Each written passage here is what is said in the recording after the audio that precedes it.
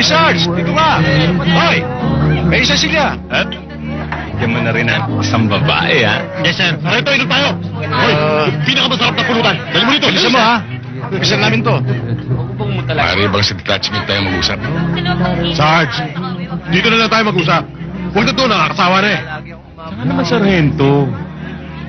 Ang sarap uminom, eh. Wala tayong makakausap na